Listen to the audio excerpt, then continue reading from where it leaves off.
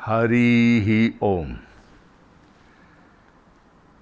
इस वीडियो में हम श्री सूक्तम यज्ञ कर रहे हैं, जो महालक्ष्मी को प्रसन्न करने का एक अचूक प्रयोजन है। इस प्रयोजन से, इस यज्ञ, इस हवन से आपके जीवन में अलक्ष्मी का नाश होता है और खुशियाँ और समृद्धि आती है। यदि आपके जीवन में पहले से ही समृद्धि है तो महालक्ष्मी का धन्यवाद करने के लिए इससे अच्छा कोई दूसरा प्रयोजन नहीं है। और मैं आपको ये बताना चाहूँगा, यदि आपने अपने जीवन में कभी कोई यज्ञ नहीं किया तो इस वीडियो को देख करके आप इस यज्ञ की पूरी विधि को समझ सकेंगे।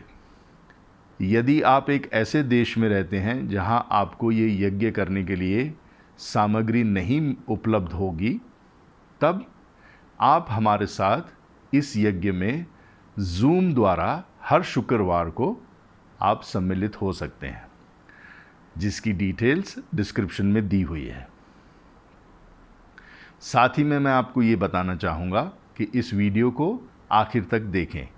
अगर आप स्वयं इस यज्ञ को करना चाहते हैं तो इस वीडियो को आप कम से कम 2-3 बार पहले देख लें, ताकि आपको हर एक विधि की हर एक स्टेप के बारे में जानकारी हो जाए और फिर उसके बाद आप स्वयं इस यज्ञ को करें। इस यज्ञ को आप लक्ष्मी पूजन यानी दिवाली वाले दिन भी कर सकते हैं। ये सर्वश्रेष्ठ लक्ष्मी पूजन है। तो सबसे पहले हम बात करेंगे आसन की। आसन के बगैर कोई भी यज्ञ, कोई भी पूजा का कार्य नहीं होता है। तो इस आसन को कहते हैं कुशा का आसन। इस आसन पर बैठ के आप यज्ञ कर सकते हैं। पहले आप इसे बिछाएं, फिर इसके ऊपर आप कोई भी एक कंफर्टेबल कपड़ा बिछा सकते हैं। अब श्री सूक्तम के लिए हम येलो कपड़ा इस्तेमाल करेंगे। येलो कपड़े के ऊपर बैठ करके करेंगे। और अगर आप किसी ठंडे क्षेत्र में हैं तो आप ऊन के यानी वूल के कंबल को आप आसन बना सकते हैं। अब मुझसे ज़मीन पर बैठ करके हवन नहीं होता है, इसीलिए मैं ये हवन टेबल पर रख करके करूँगा। और आप भी अगर चाहें तो इसे टेबल पर रख करके कर सकते हैं। पहले मैं आसन बिछाता हूँ और फिर मैं वो जो टेबल पर जो हवन कुंड है उसकी सेटिंग कैसे करते हैं वो मैं आपको बताता हूँ।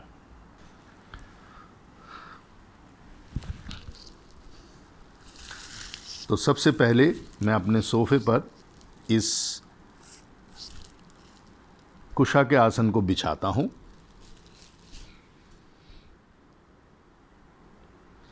और फिर अब मैं उसके ऊपर इस कपड़े को बिछा देता हूँ। तो ये मेरा आसन तैयार हो गया। अब हम हवन कुंड की सेटिंग करते हैं। तो ये हमारा हवन कुंड है और ये लकड़ी का है। इसके ऊपर मैंने ये फॉइल चढ़ाया हुआ है। ये देखिए, इस पे हवन करते करते कुछ न कुछ घी वगैरह गिरते रहता है तो इस पर दाग पड़ जाते हैं। तो इसीलिए मैं अभी इसके ऊपर जो है कि एल्युमिनियम फॉइल लगाता हूँ ताकि मैं इसे चेंज कर सकूँ। तो ये मेरे पास फॉइल है। ये जो पटरा है ये इनफैक्ट एक ड्राइंग की दुकान से, क्राफ्ट्स एंड सप्लाइज स्टेशनरी की दुकान से लिया हुआ है। इसे कैनवस स्ट्रेचर भी कहते हैं। तो आप स्टेशनरी की दुकान पर चेक करेंगे तो शायद आपको वहाँ से भी मिल जाएगा, वरना पटरा किसी भी एक पूजा की दुकान से मिल ही जाएगा। उसे पटरा भी कहते हैं, पाट भी कहते हैं। और ये एकदम साफ़ सुथरा हो गया। अब इसके ऊपर ये हमारे हवन कुंड का स्टैंड है। पहले हम इसे रखते हैं और फिर हवन कुंड को रखते हैं। एक चीज़ का ध्यान रखें कि मेरा ये हवन कुंड बहुत पुराना है। इसको आप कभी भी धोएंगे या साफ़ नहीं करेंगे, क्योंकि इसके अंदर जब आप भी हवन करते हैं तो ये सारी एनर्जी अपने अंदर स्टोर करके रखता है। आप इसे कभी धोना नहीं है आपको। और हवन जब भी पूरा हो जाता है तो हवन को आप बुझाएंगे नहीं, हवन को अपने आप ठंडा होने देंगे, और जब जो उसकी राख है उसको आप किसी भी फ्लावर पॉट में डाल सकते हैं या आप किसी बहते पानी में उसे परवा सकते हैं, लेकिन कभी भी उसे कचरे में ना फेंकें। इस चीज़ का बहुत ख़ास ध्यान रखें।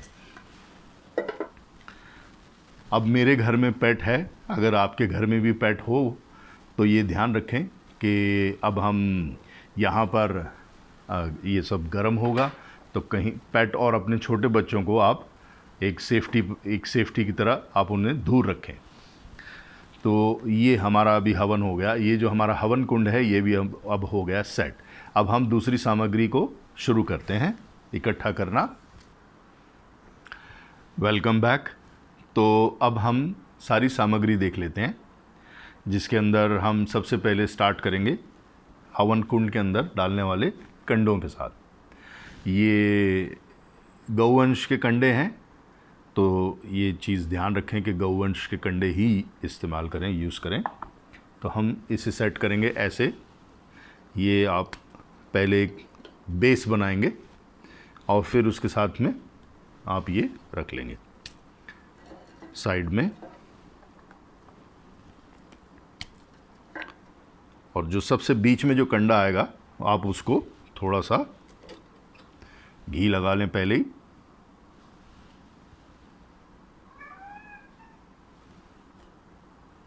और उसे सेट कर लें।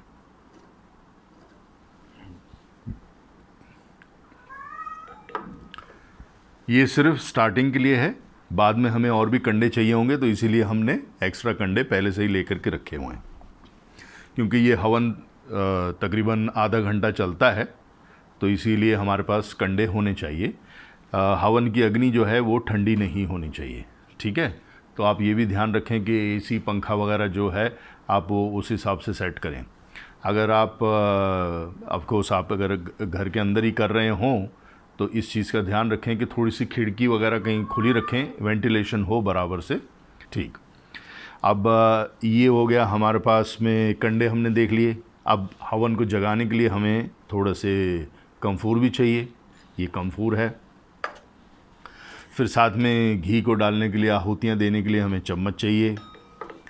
और कंडे ठीक करने के लिए या जब हवन चल रहा है तब कंडों को ठीक करने के लिए चिमटा भी चाहिए होता है, तो ये हो गया चिमटा। फिर हम आते हैं घी, जो कि सबसे इम्पॉर्टेंट है।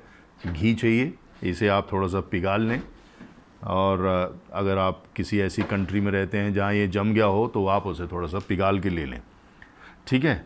और फिर उसके बाद है फूल हैं, फल हैं, और चंदन है, चावल हैं जिसके कि अनब्रोकन राइस, इसके दाने जो हैं, चावलों के दाने टूटे हुए नहीं होने चाहिए।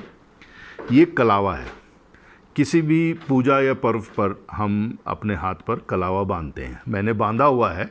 अगर आपका कलावा बहुत पुराना हो गया हो, मेरी बिल्ली शोर कर रही है, सॉरी।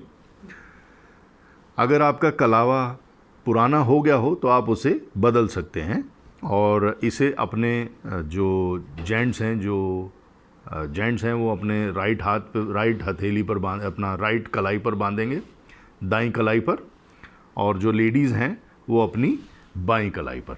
इसे आप 9 बार घुमाएंगे, और इसका मंत्र है, इसे बांधते समय आप एक मंत्र बोल सकते हैं, जो मंत्र है, येन बद्धो बलिराजा दानवेंद्रो महाबल तेनात्वं प्रतिबद्धनामि रक्षे माचल माचलः। तो ये मंत्र बोलने से आपको राजा महाबली की आपको संरक्षण मिलता है, साथ में आपको सारे देवी देवताओं का आपके ऊपर कृपा रहती है। तो ये हो गया कलावा, ठीक है। अब इसके बाद हम देखेंगे कि हमारे पास एक छोटा दिया भी है। हमने एक छोटा दिया रखा हुआ है, साथ में हमने धूप रखी हुई है। धूप का ध्यान रखें कि लोग अगरबत्ती जगाते हैं, लेकिन अगरबत्ती जो है वो उसके अंदर बांस का इस्तेमाल होता है। बांस यानी बाम्बू, और बाम्बू जो है वो एक शव को शमशान तक लेके जाने के लिए यूज़ होता है, इस्तेमाल होता है। तो इसके लिए पूजा वगैरह में बाम्बू का इस्तेमाल वर्जित है। तो कभी भी आप अगरबत्ती ना जगाएं, धूप लें जिसके अंदर की कोई भी बाम्बू ना हो। फिर उसके बाद हमने ये एक भंडारा रखा हुआ है। अब जैसे आप घर पर ये अपना यज्ञ कर रहे हैं या दिवाली के दिन अगर आप ये यज्ञ कर रहे हैं, तो ये भंडारा जो है आप ये इसके साथ में रखें। और फिर यज्ञ होने के बाद तो ये क्या होगा, इसके अंदर जैसे यंत्र है और माँ दाती की फ़ोटोएँ हैं, तो ये अगर आप इसको यज्ञ के साथ रखेंगे तो ये भी चार्ज हो जाएगा। तो फिर आप इसको अपने बिज़नेस में जा कर के अपने गले में आप रख सकते हैं इसको, तो ये चार्ज हो जाएगा। तो रोज़ सुबह आप जब भी अपना बिज़नेस अपना जैसे जाते हैं, तो अगर आप दुकान या ऑफिस में जब आप पूजा करें तो आप इसकी भी जो है इसके आगे भी धूप बत्ती वगैरह करें। ठीक, साथ में हमने महालक्ष्मी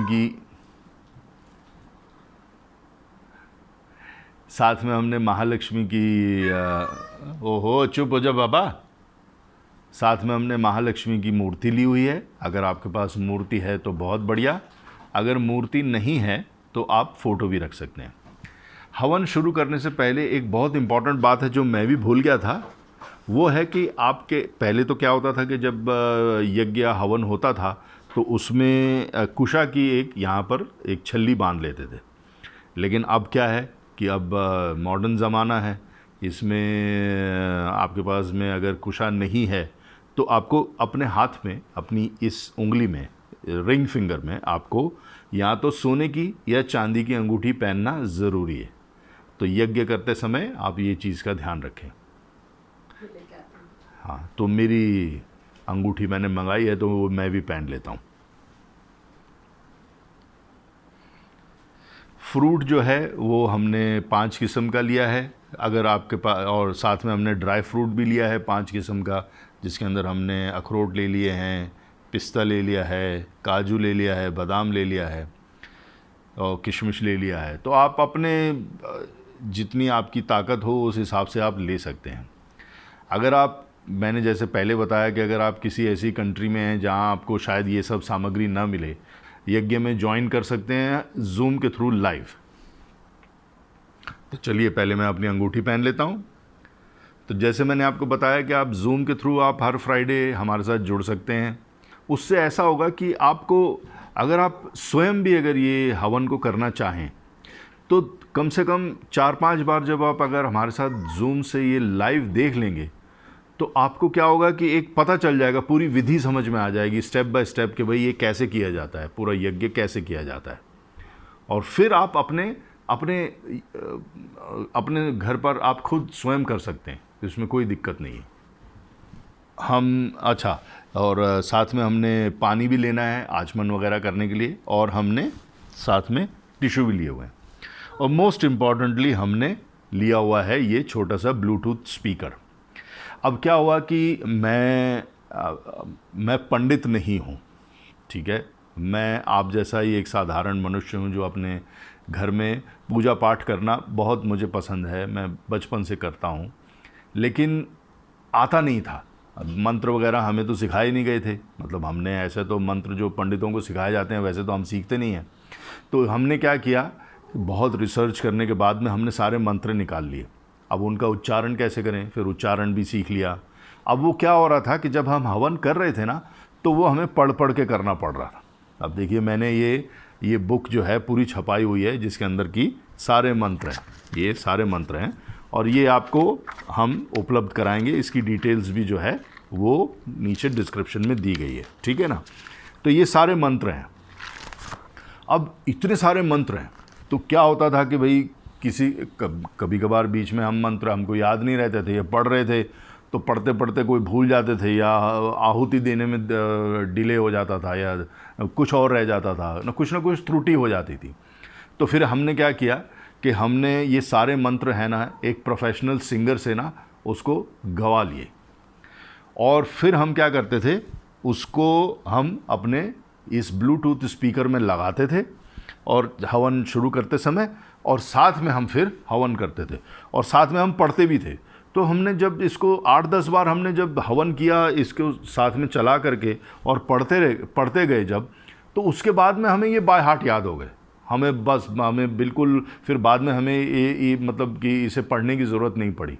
लेकिन हम हमेशा आज तक ये साथ में ज़रूर प्ले करते हैं। तो क्योंकि एक बहुत प्रफुल्लित सा एक जो है ना एनवायरनमेंट हो जाता है, बहुत ही ऐसा एकदम ऐसे आपको लगता है कि आप कुछ ऐसा कर रहे हैं जैसे आपके मन को एकदम खुशी मिलती है उससे।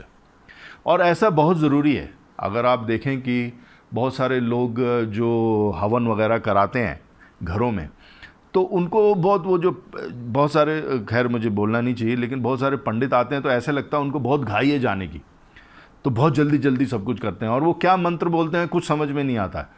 बस ऐसा होता है कि बस मंत्र बोल दिया, बस चलो चलो चलो चलो। तो वो ऐसा नहीं होना चाहिए। जब आप ये यज्ञ करें तो ऐसा आपको ऐसी एक अनुभूति होनी चाहिए, ऐसी फीलिंग आनी चाहिए कि आपने कुछ ऐसा कर दिया है जिससे आपका रोम रोम खुश हो गया। तो ये बहुत ज़रूरी है कि आपके रोम रोम में ना एक प्रफुल्लित आपका एक घर में जो है एक एनवायरनमेंट आपका जो है एक ऐसा एम्बियंस फैल जाए कि आपके घर में आपको बहुत अच्छा लगे। हमारे साथ तो हमेशा ऐसा ही हुआ है। हमने जब भी इसको किया है हमें इतना अच्छा लगता है कि जैसे हमने समझ लीजिए कि अब कैसे उसको, हाँ, बहुत सारा कोई आपने यज्ञ मतलब मेडिटेशन किया हो तो उसके बाद जैसी फीलिंग आती है ना, वैसी एक एक्सूबरेंस की फीलिंग आती है, बहुत बढ़िया। तो चलिए, अच्छा, हमने इसका रिकॉर्डिंग किया हुआ है, वो ऑडियो भी जो है वो भी हम आपको उपलब्ध कराएंगे, उसका डिटेल भी हमने डिस्क्रिप्शन पे दिया हुआ है। तो सबसे पहले हम संकल्प लेना होगा कि हम ये यज्ञ कर रहे हैं, ओम मम, और फिर उसके बाद में आप अपना नाम, अपना परिवार का मतलब अपना फैमिली नेम, सरनेम आप डालें और अपना गोत्र डालें। अगर आपको अपना गोत्र पता नहीं है तो अपना नाम और अपना सरनेम ज़रूर कहें और फिर आगे हम पढ़ेंगे। तो मैं अपने लिए, जैसे अभी मैं कर रहा हूँ यज्ञ, तो मैं कहता हूँ, मैं अपने लिए पढ़ता हूँ। ओम मम श्री वंदे भारती गोत्र कौशल सकुटुंबस्य सपरिवारस्य नित्य कल्याण प्राप्ति अर्थम अलक्ष्मी विनाश पूर्वकम अष्टलक्ष्मी प्राप्ति अर्थम श्री महालक्ष्मी प्रीति अर्थे यथाशक्ति श्री सूक्तस्य होम विनियोगः। तो ये हमने अपना संकल्प ले लिया कि हम ये महालक्ष्मी की प्रीति के लिए, महालक्ष्मी की कृपा के लिए हम ये यज्ञ कर रहे हैं। अब हम इसके बाद शंख बजाएंगे और शंख बजाने के बाद हम भगवान विष्णु की उपासना करेंगे। भगवान विष्णु की उपासना इसलिए क्योंकि भगवान विष्णु जो हैं वो आदिपति, यज्ञ के आदिपति हैं, यज्ञ के स्वामी हैं।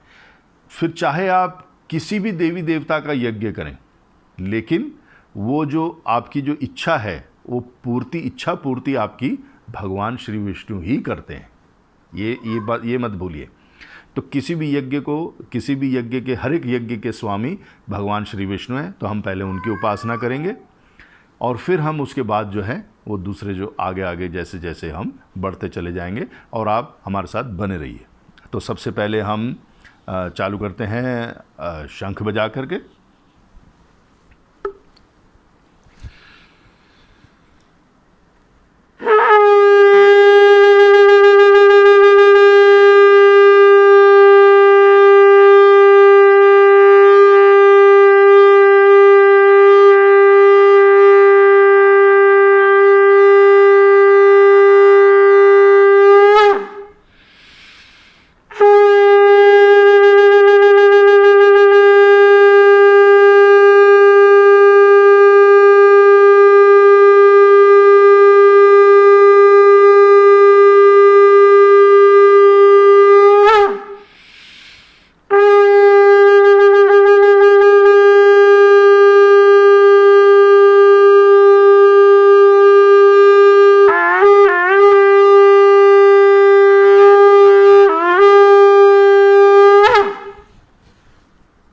अब हम मंत्र सेटिंग कर लेते हैं ताकि हम उसे चला सकें। हाँ, एक बात का और ध्यान रखें कि अभी मैंने अपने फ़ोन से जो है ये फ़ोन पर मैं अपने मंत्र लगा रहा हूँ और ब्लूटूथ से मैंने इसे इस स्पीकर के साथ कनेक्ट कर लिया है, ठीक है। लेकिन आप फ़ोन को जो है एयरप्लेन मोड में डाल लें, नहीं तो बीच में अगर किसी का फ़ोन आएगा तो आपका जो है कि मंत्र रुक जाएंगे बीच में, और ये बात का बहुत ख़ास ध्यान रखें। दूसरी बात आपको एक और बताना चाहूँगा कि जब आप ये यज्ञ कर रहे हैं तो आप अपने आस पड़ोस में से सगे संबंधियों को भी बुला सकते हैं, अब ज़रूर बुलाएं, अच्छा रहता है उसके लिए। उसमें क्या है कि एक तो बहुत सारे लोग आ जाएंगे, उनको भी कृपा मिलेगी। दूसरी बात यह है जब उनको ऐसे बिठाएं ताकि वो हवन कुंड की जो अग्नि है ना उनको दिखे, और जब भी आप हर एक आहुति जब देते हैं तो वो भी उनको भी कहिए कि अपने मन से जो है वो अपने मन से वो आहुति दें। तो इस यज्ञ का जो बेनिफिट है वो उनको भी मिलेगा, ये कृपा उनको भी मिलेगी। तो अपने रिश्तेदारों को, अपने दोस्तों को, सगे संबंधियों को, आस पड़ोस में से अगर आप बुलाते हैं तो ये भी कृपा आपके ऊपर और ज़्यादा कृपा हो जाएगी आपके ऊपर।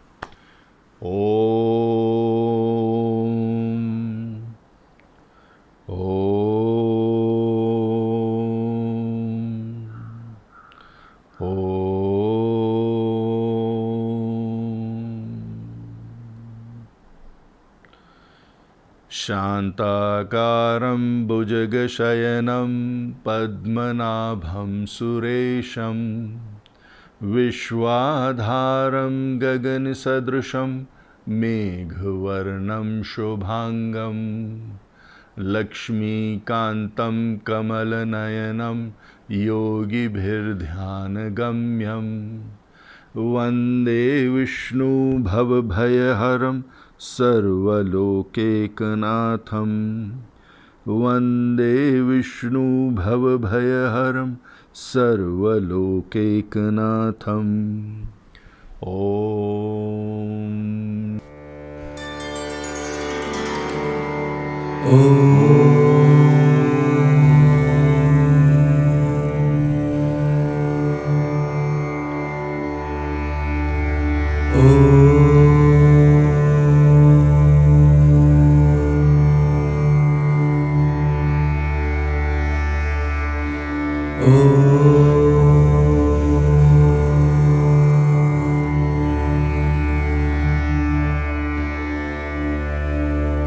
हवन शुरू करने से पहले हम अपने आप को पवित्र कर लेंगे। एक ग्लास में जल लें, थोड़ा जल अपनी बाईं हथेली पर लें और ये मंत्र बोलें।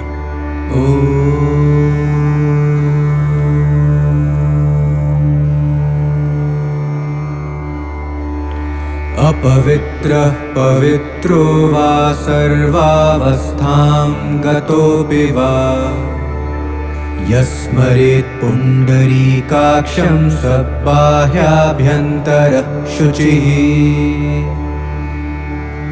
मंत्र खत्म होने पर अपनी दाईं हथेली की मध्यमा और अनामिका उंगलियों से बाईं हथेली के जल से अपने आप पर और अपने आसपास ये मंत्र को 3 बार बोलते हुए छिड़काव करें। ॐ पुण्डरीकाक्षः पुनातु,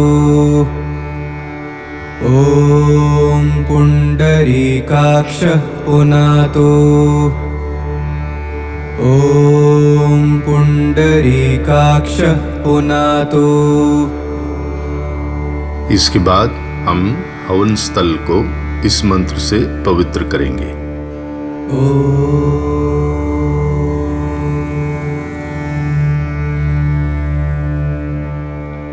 पृथ्वी त्वया धृता लोका, देवी त्वं विष्णुना धृता, त्वं च धारय मां देवी, पवित्रं कुरु च आसनम्। अब हम आचमन करेंगे। हर एक मंत्र बोलने के बाद थोड़ा सा पानी पिएं। ॐ केशवाय नमः,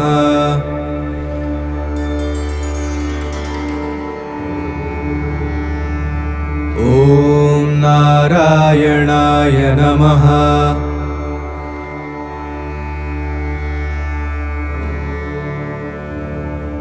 ॐ माधवाय नमः।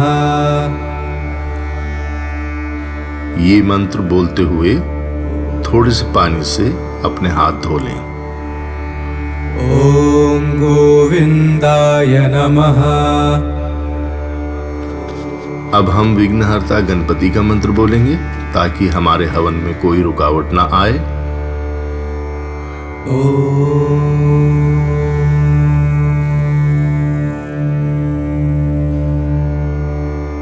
वक्रतुण्ड महाकाय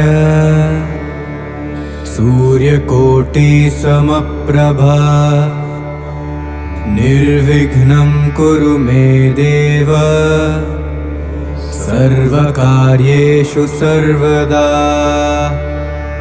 अब माँ सरस्वती से प्रार्थना करेंगे कि वो हमारे हृदय में वास करें और हमारे हवन को सफल बनाएं। पावकानः सरस्वती वाजेभिर्वाजिनीवती यज्ञं वष्टुधिया वसुः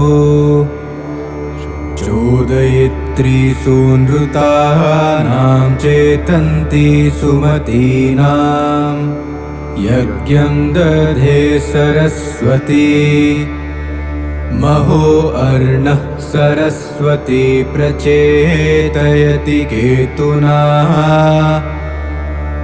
धियो विश्वा विराजति।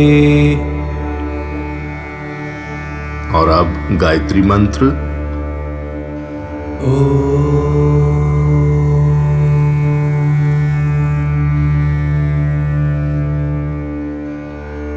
भूर्भुवस्वः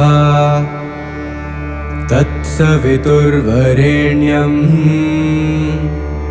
भर्गो देवस्य धीमहि धियो यो नः प्रचोदयात्।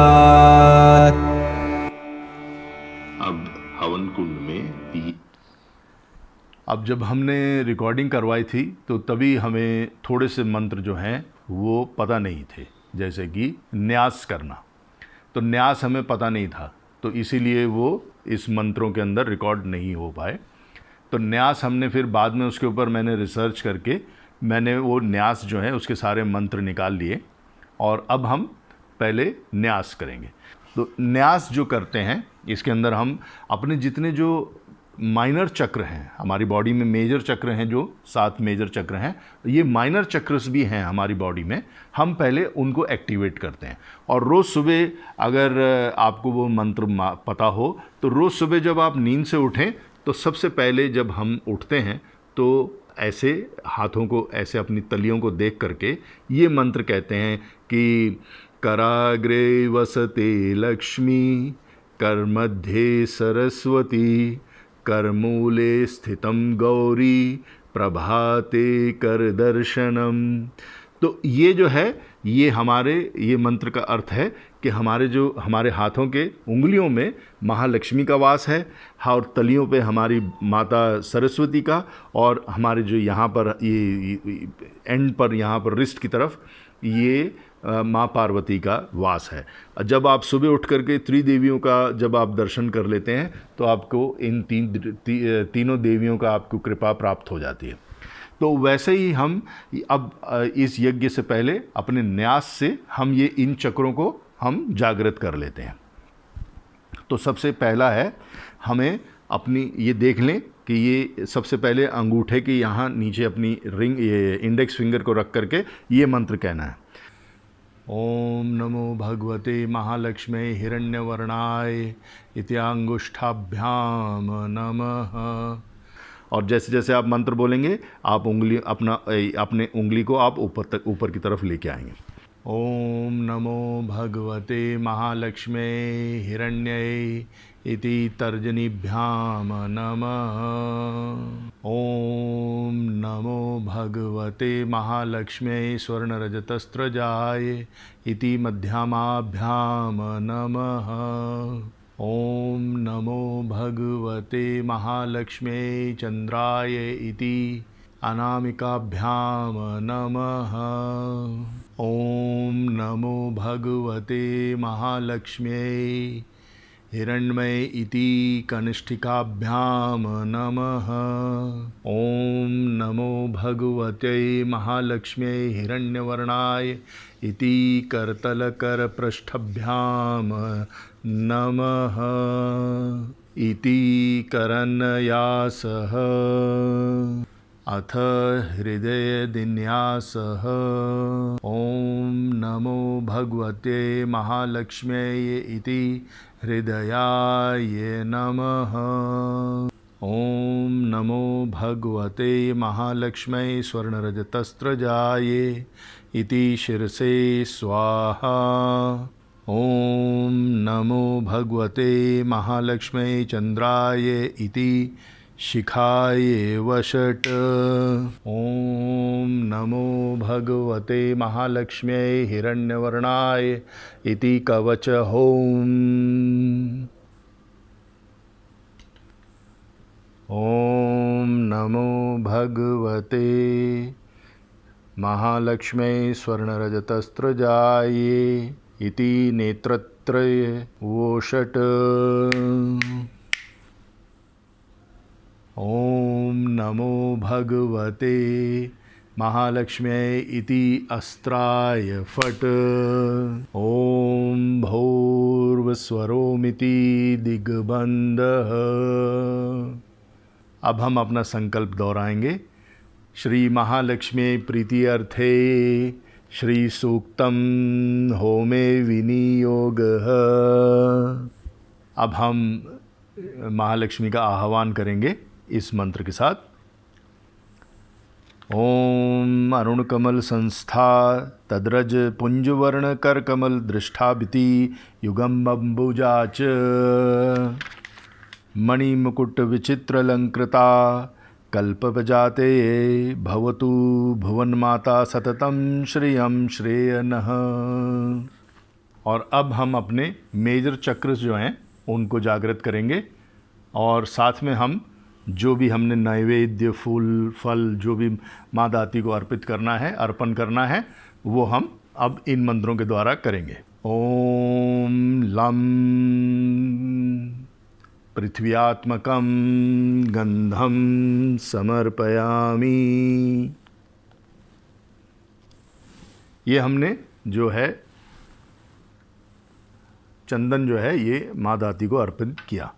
ओम वम अमृतात्कं नैवेद्यम समर्पयामि।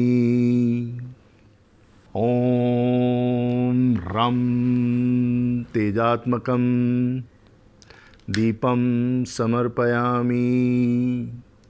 ओम यम वैव्यात्मकं धूपं समर्पयामि।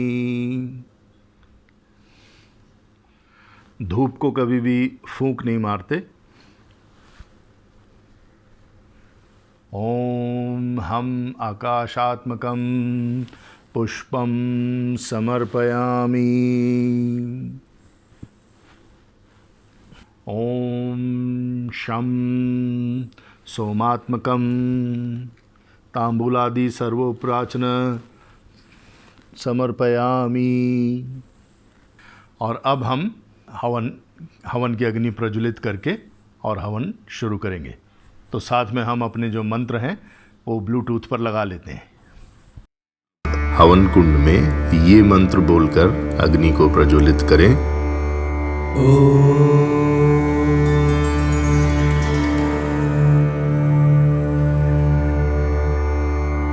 अग्निमीळे पुरोहितं यज्ञस्य देवमृत्विजं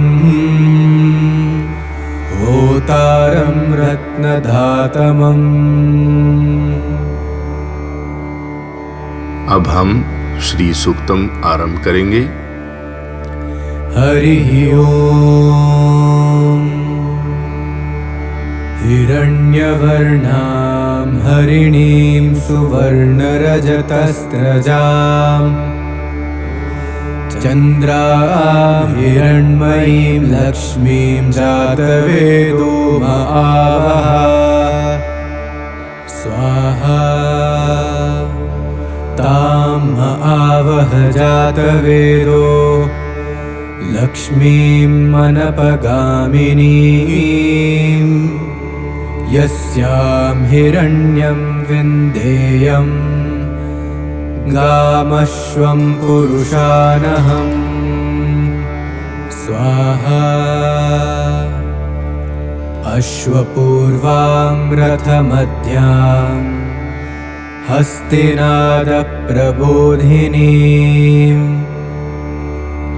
श्रियं देवीमुपह्वये श्रीर्मा देवी जुषतां स्वाहा कां सोऽस्मितां हिरण्यप्राकाराम् आर्द्रां ज्वलन्तीं तृप्तां तर्पयन्तीं पद्मे स्थितां पद्मवर्णां तामिहोपह्वये श्रियम् स्वाहा चन्द्रां प्रभासां यशसा ज्वलन्तीं श्रियं लोके देवजुष्टामुदारां तां पद्मिनीमीं शरणमहं प्रपद्ये अलक्ष्मीर्मे नश्यतां त्वां वृणे स्वाहा आदित्यवर्णे तपसोऽधिजातो वनस्पतिस्तव वृक्षोऽथ बिल्वः तस्य फलानि तपसानुदन्तु मायान्तरायाश्च बाह्या अलक्ष्मीः स्वाहा उपैतु मां देवसखः कीर्तिश्च मणिना सह प्रादुर्भूतोऽस्मि राष्ट्रेऽस्मिन् कीर्तिवृद्धिं ददातु मे स्वाहा क्षुत्पिपासामलां ज्येष्ठामलक्ष्मीं नाशयाम्यहम् अभूतिमसमृद्धिं च सर्वां निर्नुद मे गृहात् स्वाहा गन्धद्वारां दुराधर्षां नित्यपुष्टां करीषिणीं ईश्वरीं सर्वभूतानां तामिहोपह्वये श्रियम् स्वाहा मनसः काममाकूतिं वाचः सत्यमशीमहि पशूनां रूपमन्नस्य मयि श्रीश्रयतां यशः स्वाहा कर्दमेन प्रजाभूता मयि सम्भव कर्दमा श्रियं वासय मे कुले मातरं पद्ममालिनीं स्वाहा आपसृजन्तु स्निग्धानि चिक्लीतवस मे गृहे निचदेवीं मातरं श्रियं वासय मे कुले स्वाहा आर्द्रां पुष्करिणीं पुष्टिं पिङ्गलां पद्ममालिनीं चन्द्रां हिरण्मयीं लक्ष्मीं जातवेदो म आवह स्वाहा आर्द्रां यत्करिणीं यष्टिं सुवर्णां हेममालिनीं सूर्यां हिरण्मयीं लक्ष्मीं जातवेदो म आवह स्वाहा ताम आवह जातवेदो लक्ष्मीं मनपगामिनीं यस्यां हिरण्यं प्रभूतं गावो दास्योश्वाविन्देयं पुरुषानहम् स्वाहा यः शुचिः प्रयतो भूत्वा जुहुयादाज्यमन्वहम् श्रियः पञ्चदशर्चञ्च श्रीकामः सततं जपेत् स्वाहा पद्मानने पद्म ऊरु पद्माक्षी पद्मसंभवे त्वं मां भजस्व पद्माक्षी येन सौख्यं लभाम्यहम् स्वाहा अश्वदायी गोदायी धनदायी महाधने धनं मे जुषतां देवी सर्वकामांश्च देहि मे स्वाहा पुत्रपौत्रधनं धान्यं हस्त्यश्वादिगवेरथं प्रजानां भवसि माता आयुष्मन्तं करोतु मां स्वाहा धनम् अग्निर्धनं वायुर्धनं सूर्यो धनं वसुः धनम् इन्द्रो बृहस्पतिर्वरुणं धनमश्नुते स्वाहा वैनतेय सोमं पिब सोमं पिबतु वृत्रहा सोमं धनस्य सोमिनो मह्यं ददातु सोमिनः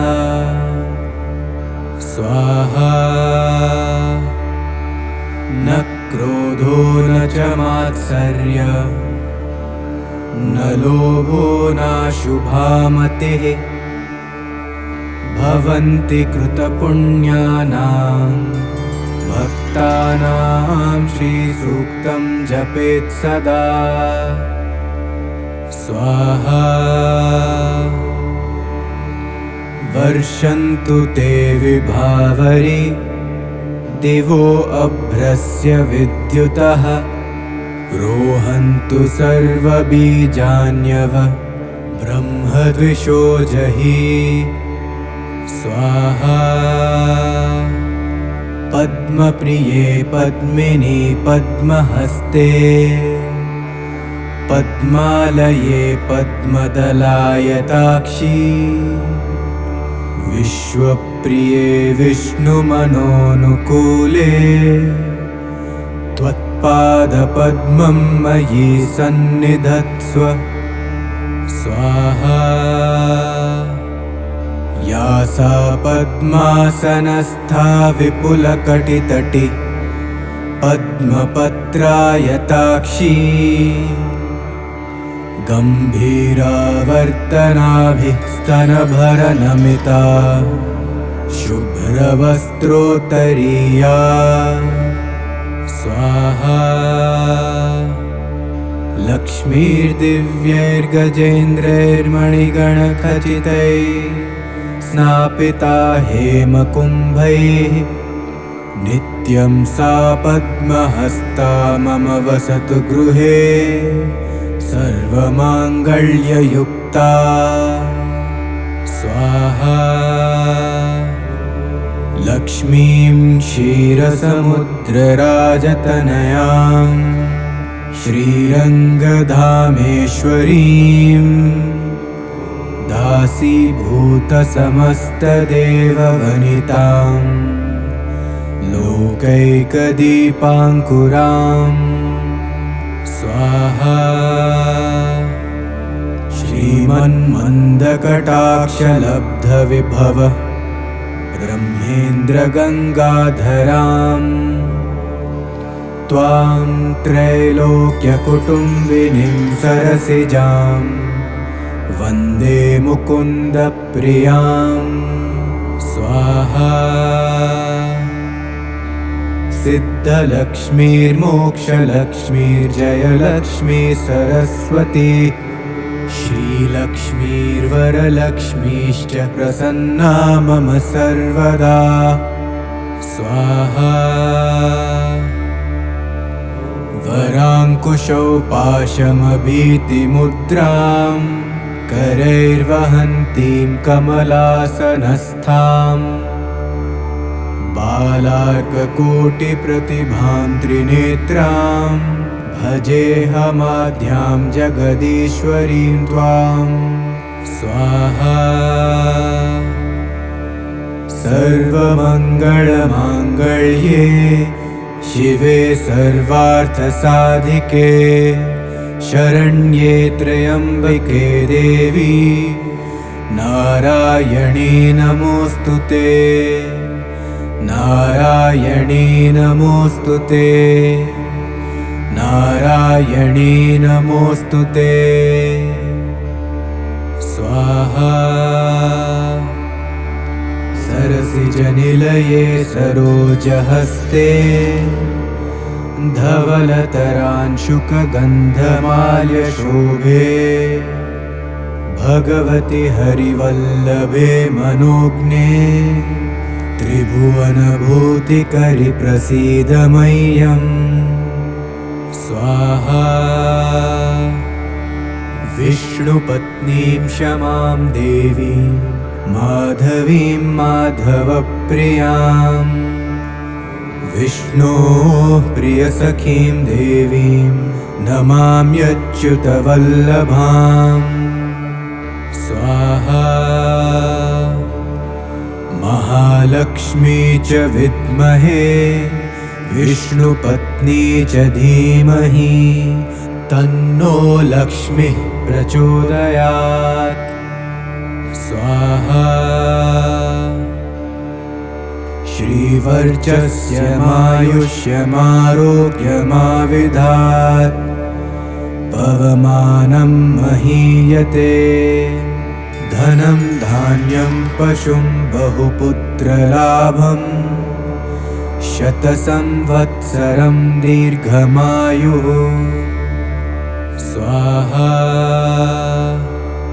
ऋणरोगादिदारिद्र्य पापक्षुद्दपमृत्यवः भयशोकमनस्तापा नश्यन्तु मम सर्वदा स्वाहा। य एवं वेद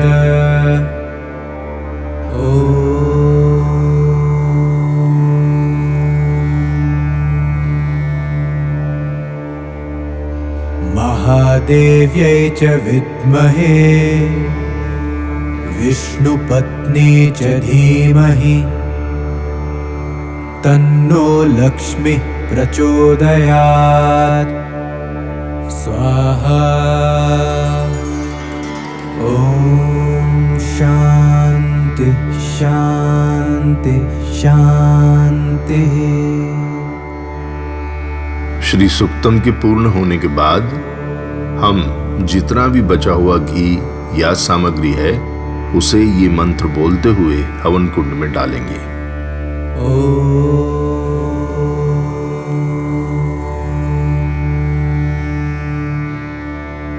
पूर्णमदः पूर्णमिदं पूर्णात् पूर्णमुदच्यते पूर्णस्य पूर्णमादाय पूर्णमेवावशिष्यते। ॐ शान्ति शान्ति शान्तिः। अब शांति मंत्र के साथ हम हवन को संपन्न करेंगे।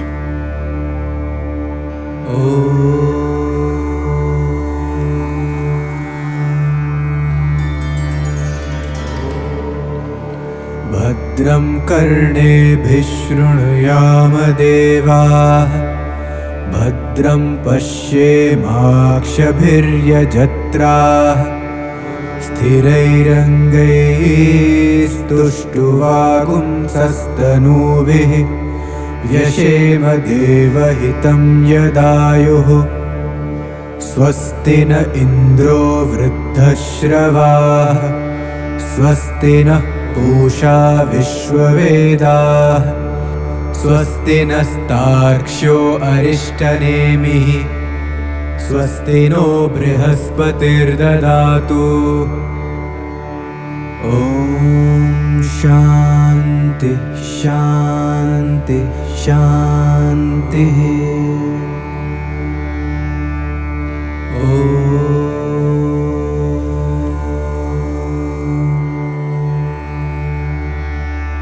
द्यौः शान्तिरन्तरिक्षं शान्तिः पृथिवी शान्तिरापः शान्तिरोषधयः शान्तिः वनस्पतयः शान्तिर्विश्वे देवाः शान्तिर्ब्रह्म शान्तिः सर्वं शान्तिः शान्तिरेव शान्तिः सामा शान्तिरेधि। ॐ शान्ति शान्ति शान्तिः। अब हम महालक्ष्मी से क्षमा याचना करेंगे। हे महालक्ष्मी, आपका हवन संपूर्ण हुआ। अगर हमसे कोई त्रुटि हुई हो तो हमें क्षमा करें। अपनी कृपा हमेशा हमारे पर बनाए रखें। हे मां दाती प्रसन्न।